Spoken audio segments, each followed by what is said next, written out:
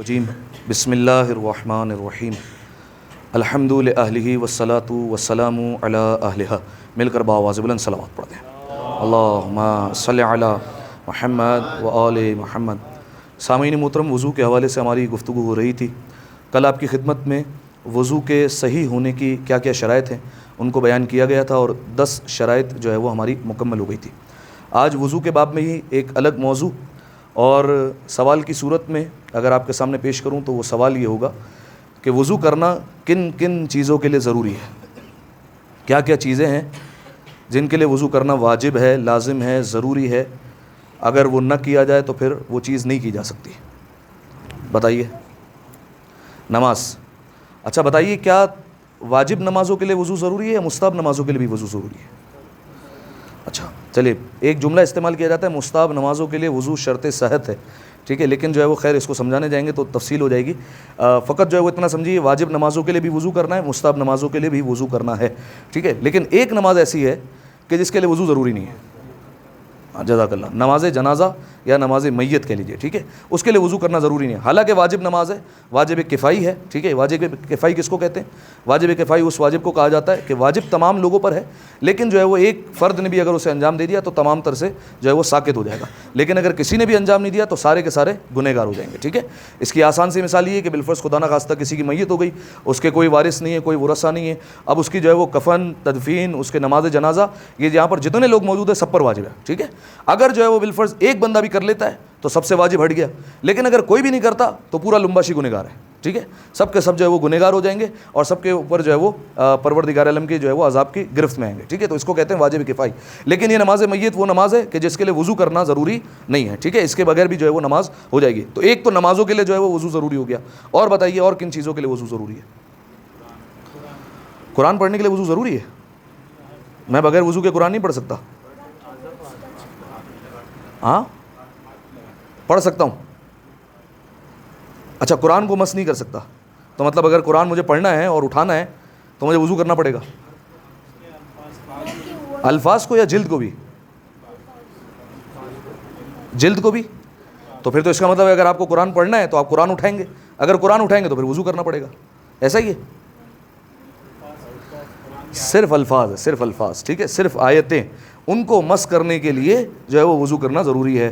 اگر آپ جو ہے وہ قرآن اٹھائیں تو اس میں کوئی مسئلہ نہیں، اس کی جلد کو مس کرنے میں کوئی مسئلہ نہیں ہے، اس کے ترجمے کو بھی آپ مس کر سکتے ہو، اس میں بھی کوئی مسئلہ نہیں ہے. آپ جو ہے وہ اس کے حاشیے کو مس کریں، اس میں بھی کوئی مسئلہ نہیں ہے. مسئلہ آئے گا صرف اور صرف الفاظ کو مس کرنے میں. الفاظ کو مس کریں گے تو یہاں پر وضو ضروری ہو جائے گا. اگر کوئی بغیر وضو کے جو ہے وہ اس کو مس کرتا ہے تو پھر حرام ہو جائے گا، ٹھیک ہے. تو یہ جو ہے وہ آپ کو مسئلہ یاد رہنا چاہیے. اچھا اب آپ بتائیے، اگر کوئی موبائل میں قرآن پڑھ رہا ہے تو پھر اس کے لیے وضو ضروری نہیں ہے. کیوں؟ اس میں بھی تو الفاظ ہیں. ہاں، بیچ میں ایک جو ہے وہ ایک حجاب حائل ہو گیا، اس وجہ سے جو ہے وہ وضو ضروری نہیں ہے. براہ راست الفاظ کو مس کرنا جو ہے وہ حرام ہو جائے گا، ٹھیک ہے. تو دوسری چیز، وضو کے الفاظ کو مس کرنے کے لیے جو ہے وہ وضو کرنا ضروری ہے، ٹھیک ہے. اچھا آپ مجھے بتائیے، اگر قرآن جو ہے وہ اردو ترجمے میں ہے یا فارسی زبان میں ترجمہ ہوا ہے یا انگلش زبان میں ٹرانسلیٹ ہوا ہے، اس کو مس کر سکتے ہیں؟ کر سکتے ہیں اس کو مس؟ کر سکتے ہیں، ٹھیک ہے. ترجمے کا کوئی مسئلہ نہیں. لیکن ہاں، اگر جو ہے وہ اس میں پروردگار عالم کا نام ہے، چاہے وہ پروردگار عالم کا نام کسی بھی زبان میں ہو، انگلش میں گاڈ لکھا ہوا ہو، جو ہے فارسی میں خدا لکھا ہوا ہو، اور اردو میں جو ہے وہ بالفرض پروردگار لکھا ہوا ہو، اور جو ہے وہ بالفرض جو ہے وہ عربی میں اللہ لکھا ہوا ہو، یا جو ہے وہ کوئی ایسی خاص صفت جو صرف پروردگار عالم کے لیے، جیسے بالفرض جو ہے وہ الرحمن ہو گئی، یا جو ہے وہ اس طریقے سے صفت جو خالصتاً پروردگار عالم کے لیے، ان کو بغیر وضو کے مس نہیں کر سکتے، چاہے وہ کسی بھی زبان میں لکھے ہوں، ٹھیک ہے. ان کو جو ہے وہ مس نہیں کیا جا سکتا. اب سوال ہے، کیا رسول اللہ کا نام، انبیاء علیہ السلام، ائمہ علیہ السلام، جناب سیدہ، ان کا نام کو جو ہے وہ وضو کے بغیر مس کر سکتے ہیں؟ کر سکتے نہیں کر سکتے؟ کر سکتے ہیں، لیکن بہتر ہے بغیر وضو کے ان ناموں کو بھی مس نہ کیا جائے، ٹھیک ہے. تو 2 چیزیں ہو گئی اب تک. ایک جو ہے وہ تمام تر نمازوں کے لیے، چاہے واجب ہو چاہے مستحب ہو، سب کے لیے وضو کرنا ضروری ہے سوائے نماز میت. دوسرا ہو گیا قرآن کے الفاظ کو یا پروردگار عالم کے نام کو یا جو ہے وہ پروردگار عالم سے مخصوص صفات کو مس کرنے کے لیے وضو ہونا ضروری ہے، ٹھیک ہے. یہ ہو گئی 2 چیزیں. تیسری چیز، اور کن کے لیے وضو ضروری ہے؟ خانہ کعبہ کے طواف کے لیے. آسن. ٹھیک ہے. ایک تو طواف کی نماز ہے, اس کے لیے بھی وضو ہونا ضروری ہے, لیکن وہ پہلے پوائنٹ میں آ گیا کہ تمام تر نمازوں کے لیے وضو ہونا ضروری ہے. لیکن خانہ کعبہ کا جو طواف کرتے ہیں, جو 7 چکر لگانے, اس کے لیے بھی وضو شرط ہے. ٹھیک ہے, اس میں اگر وضو باطل ہو جائے تو الگ احکام ہے, کون سے چکر میں وضو باطل ہوا ہے, دوبارہ لگانے پڑیں گے یا نہیں لگانے پڑیں گے, 3 سے کم تھے یا 3 سے زیادہ تھے, صحیح ہے, اس کے الگ احکام ہو جائیں گے. لہٰذا خانہ کعبہ کے واجب طواف میں بھی جو ہے وہ کیا ہے, جو حج اور عمرے کا جز ہوتا ہے طواف, اس میں بھی کیا کرنا ہے, وضو کرنا ضروری ہے. ٹھیک ہے, 3 چیزیں ہو گئی. اور بتائیے, تقریباً 2 اور چیزیں رہ گئیں جن کے لیے وضو کرنا ضروری ہے.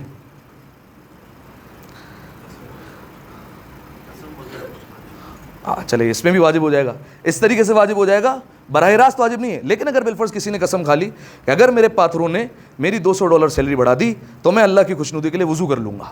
ٹھیک ہے, اب جب یہ نظر مان لی اور اللہ کے لیے جو ہے وہ یہ قسم کھا لی, اب وضو واجب ہو گیا. ٹھیک ہے, یہ بالکل مثال ویسا ہی ہے.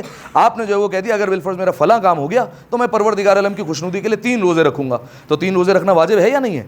واجب ہے. ٹھیک ہے, اسی طریقے سے جو ہے وہ آپ نے اگر منت مان لی کہ اگر جو ہے وہ میرا یہ کام پورا ہو گیا اور میری اگر سیلری بڑھ گئی, یا جو ہے وہ بالفرض میرا اچھا انٹرویو ہو گیا, یا میرا اچھا امتحان پاس ہو گیا, میں وضو کروں گا اللہ کی خوشنودی کے لیے. ٹھیک ہے, منت, اور جو ہے وہ جیسے ہی وہ کام پورا ہوا تو وضو کرنا واجب ہو گیا. ٹھیک ہے, اب وضو کرنا پڑے گا, وضو کرنا ضروری ہے.